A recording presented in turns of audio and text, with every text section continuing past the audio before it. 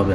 যে বিজ্ঞাপন দেখুন বাটন আছে, এই বাটনে আমাদেরকে প্রথমে ক্লিক করে কাজটি করতে হবে। তো প্রথমে আমরা এখানে ক্লিক করলাম, তারপরে যেরকম একটি পেজ আসবে, এই পেজে আমাদেরকে মোটামুটি 5 থেকে 10 সেকেন্ড অপেক্ষা করতে হবে। এরকম পেজ উপরে যে দেখতে পাচ্ছি ক্রস বাটন আছে, ক্রস বাটনটি দিয়ে কেটে দেবো।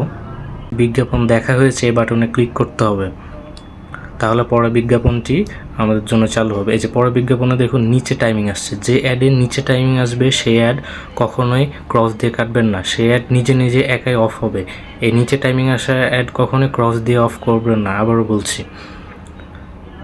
এই যে অটোমেটিক অফ হয়ে যাওয়ার পরে আবার অ্যাড আসছে, এই অ্যাডে দেখুন ওপরে টাইমিং আসছে, ওপরে টাইমিং আসা অ্যাড যখন ক্রস আসবে তখন কাটবেন।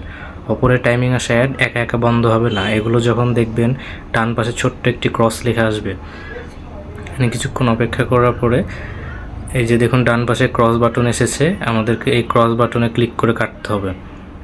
তো এই পেজে মোটামুটি 4 থেকে 5 সেকেন্ড অপেক্ষা করবেন, করার পরে আবারও ডান পাশের ক্রস বাটনটি দিয়ে কেটে দিবেন।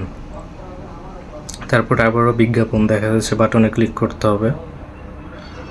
ক্লিক করার পর আবারও দেখুন নিচে টাইমিংয়ের অ্যাড আসছে, নিচে টাইমিংয়ের অ্যাডগুলো কখনোই ক্রস আসলে কাটবেন না, এগুলো একা একা বন্ধ হওয়া পর্যন্ত অপেক্ষা করবেন।